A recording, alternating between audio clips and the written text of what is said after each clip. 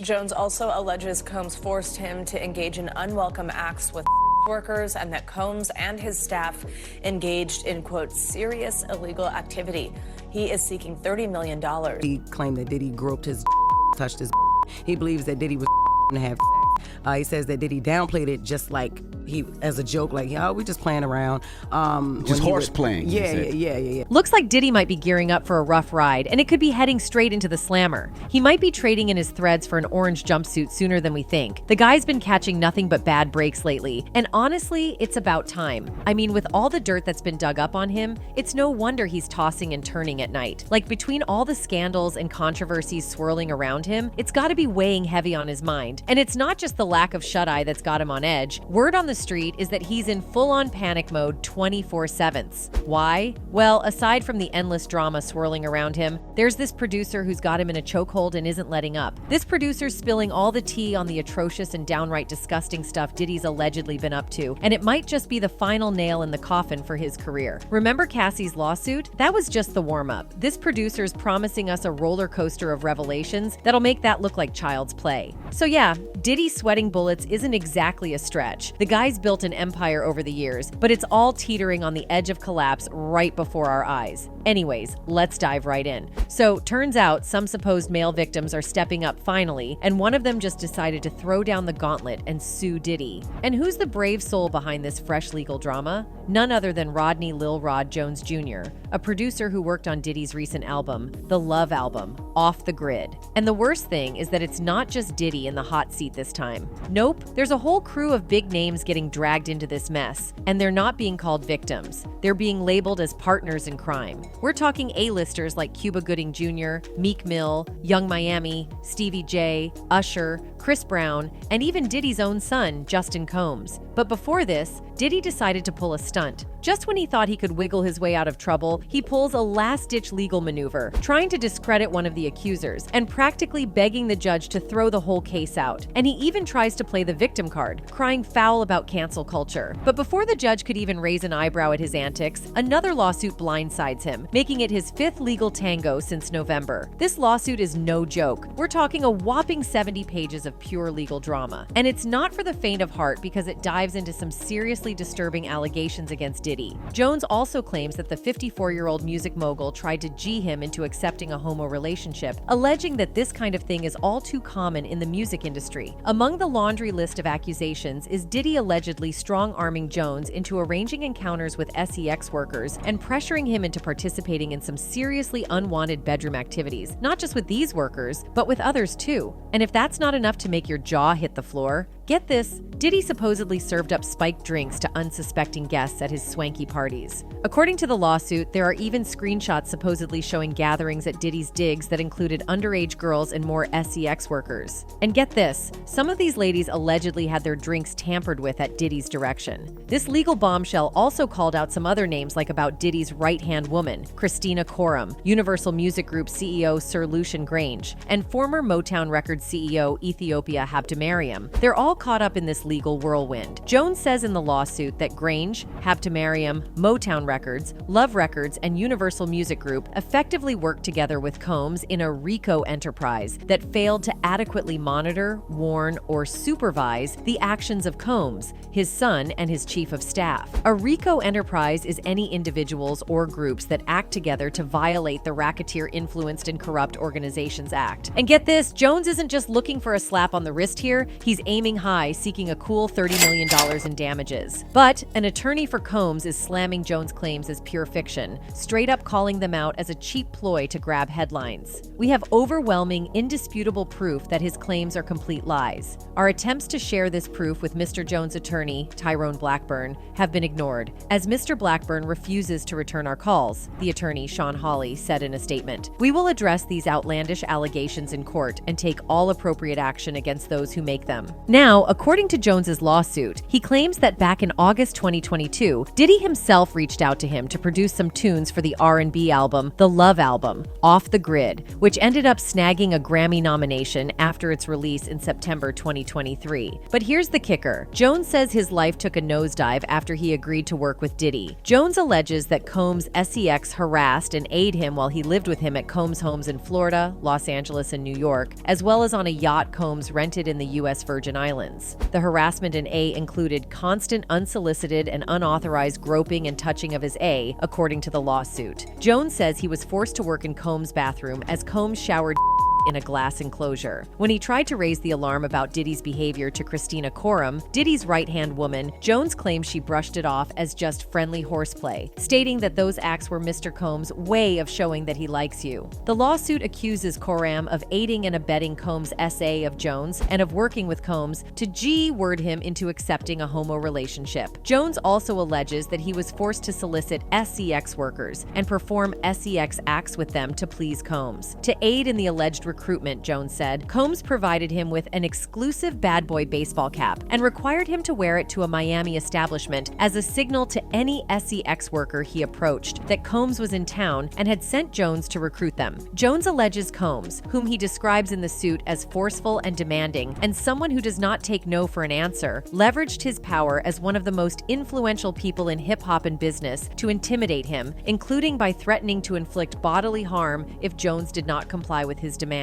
On one occasion, Jones alleges, Combs forced him to watch as he displayed guns and bragged about getting away with shooting people. In a separate incident, Jones alleges, Combs shared that he was responsible for a shooting in a nightclub in New York City in 1999 with the rapper Shine, born Jamal Barrow. A jury acquitted Combs of gun possession and bribery charges in connection with that incident, while Barrow was sentenced to 10 years in jail. Jones was terrified of Combs and felt he could not tell him no, according to the suit. Mr. Combs consistently made it clear that he has immense power in the music industry and with law enforcement, the lawsuit says. Jones says in the lawsuit that he has video and audio evidence to support some of the allegations. The lawsuit says that Combs required Jones to record him constantly, and that on several occasions, Combs took Jones's cell phone to record himself. As a result, Jones alleges, he has hundreds of hours of video and audio records of Combs, his staff, and his guests engaging in serious illegal activity. Jones says in the suit that he believes Combs also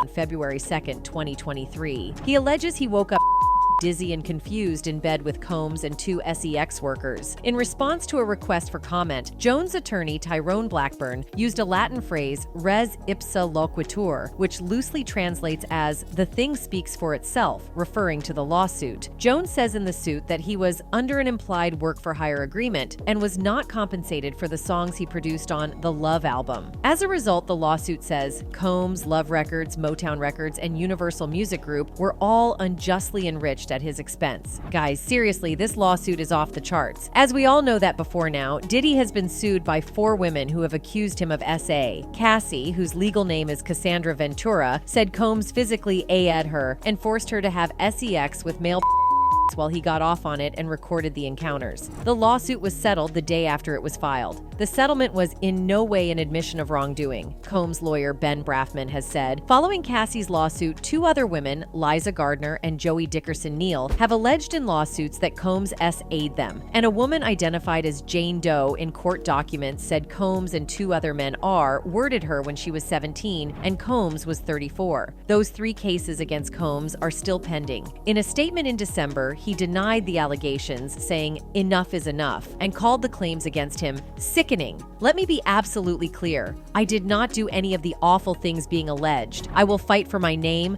my family, and for the truth," he said in the statement. Guys, this is crazy. The accusations flying around could seriously dent Diddy's legacy and his whole business empire. I mean, after Ventura dropped her bombshell lawsuit, 3 of Diddy's former artists came out in support of her. And that's not all. Around the same time, Diddy stepped down from his chairman position at Revolt TV. Then in December, Hulu pulled the plug on a reality show that was supposed to be all about Diddy's family. And if that's not enough drama for you, in January, Diddy settled his lawsuit with Diageo, where he was accusing them of racism. But hold on to your seats, folks, because we're about to dive into the other big names caught up in this legal tornado. First up, we have Cuba Gooding Jr. According to the legal docs that TMZ managed to get their hands on, Jones believes that Diddy was pulling some shady moves moves with the intention of passing him off to other folks. And get this, he claims that Diddy introduced him to Cuba on his swanky yacht. And let's just say things took a nosedive into uncomfortable territory real quick. Allegedly, Cuba started making unwanted moves on Jones, totally crossing the line until Jones had to push him away. Jones even tossed in a pic of Cuba hugging him as supposed evidence. Mr. Combs had dominion and control over the actions of Cuba Gooding Jr. and failed to step in and stop Cuba Gooding Jr. from essaying Mr. Jones, the suit alleges. Now, we all know Cuba's been down this road before. Back in 2019, a bunch of women came forward with some seriously sketchy claims about his behavior, but this is the first time he's dealing with accusations from another guy.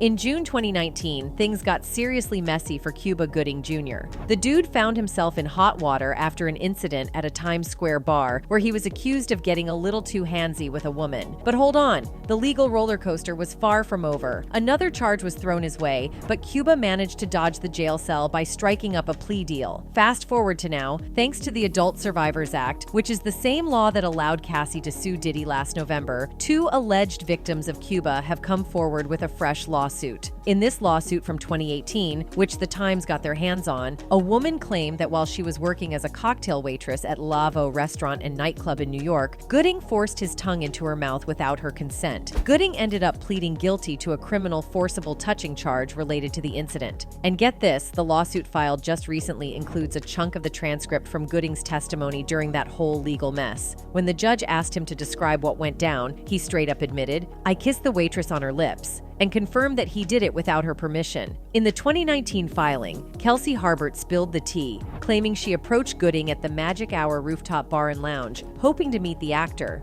But things took a dark turn when she ended up sitting next to Gooding's girlfriend. Harbert alleged that Gooding, being the total boundary crosser, reached over and decided to get handsy in all the wrong places. She described feeling shocked as she suddenly felt his hand groping her breast, treating her like she was nothing more than a piece of meat. Harbert wasted no time and filed a police report within a week of the incident. And guess what? Gooding ended up pleading guilty once again.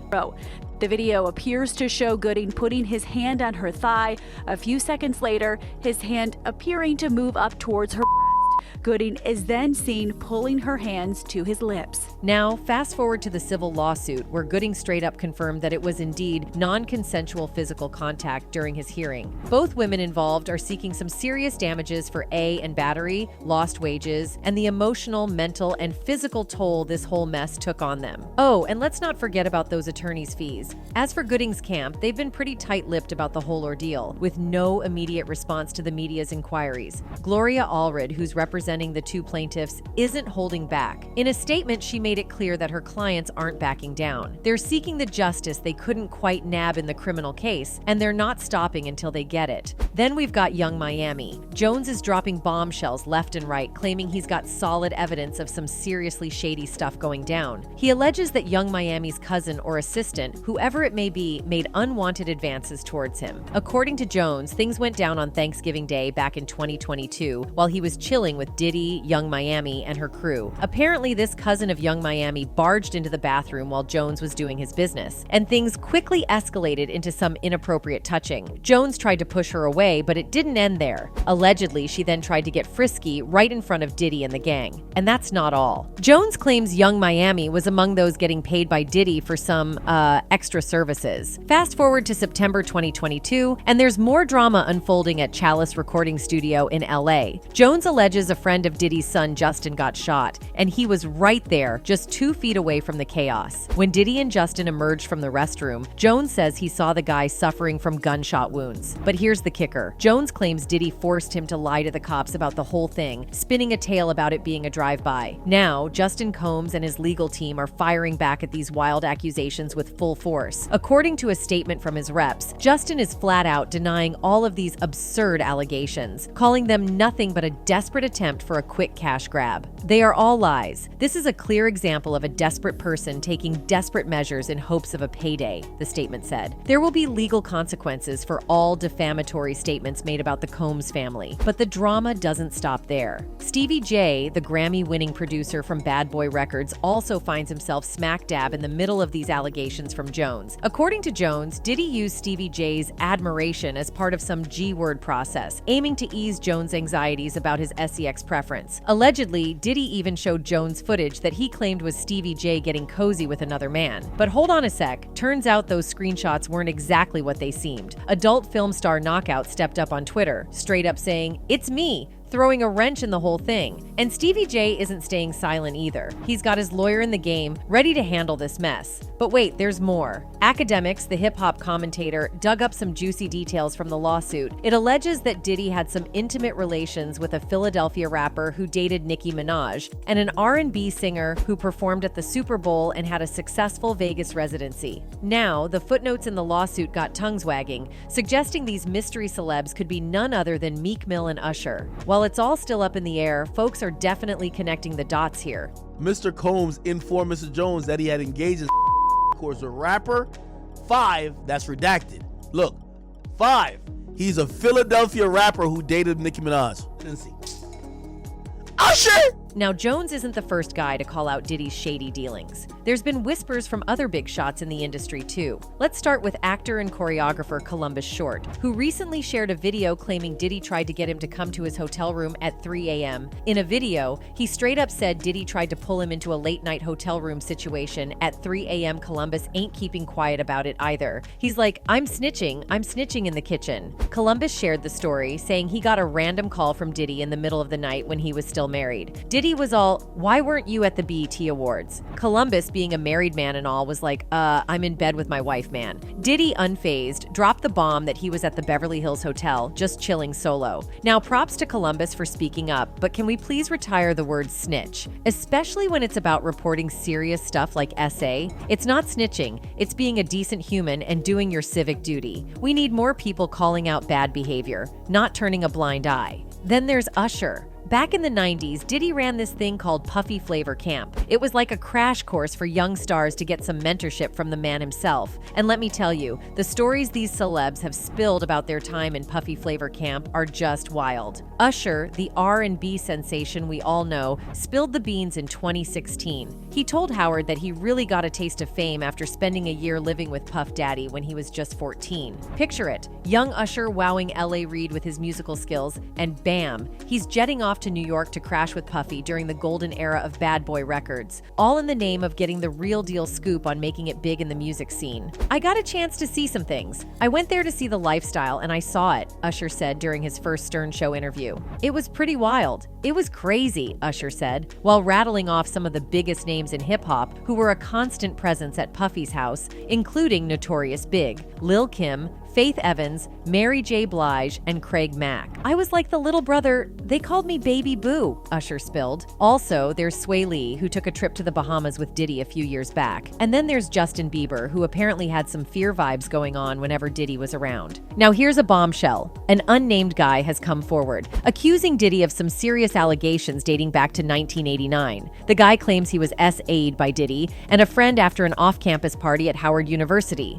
The guy says, I know this is random, but my name is blank and I was SA'd by Diddy and a friend of his on April 15th, 1989 in DC. It has taken a lot of strength for me to get to this stage of self-assurance, but I now know I have nothing to be ashamed of. I attended Howard University the same time he was there, and I was taken advantage of after an off-campus party. I will be the first to admit I was inebriated. Diddy noticed I was intoxicated and offered to give me a ride back to my dorm. I trusted him at the time because we were acquainted with one another because we had economics class together. This man went on to spill some explicit details about how Diddy allegedly lured him into his apartment where another guy named Lorenzo was waiting. According to the accuser, he was drugged and both of them took turns doing some really inappropriate stuff. Now remember, all of this is just the guy's side of the story, but he's not taking it lightly. He's prepping to sue Diddy, getting all his documents in order, and he's dead set on making Diddy pay for what he says went down that night. It's a serious situation, and he's adamant that it changed him forever. Well, it looks like Diddy might have another lawsuit in his hands soon. Guys, this situation is a total train wreck. Seriously, it's like we're stuck in a never-ending spiral of disaster. And if even half of what's being said turns out to be true, Diddy and his crew are in for a rough ride. I mean, whatever reputation they've got left is hanging on by a thread. As this whole mess keeps unfolding, it's going to be one wild ride to see where it all ends up. But I'm curious to hear what you all make of this madness. So drop your thoughts in the comments below, and let's keep this conversation going. Catch you in the next video.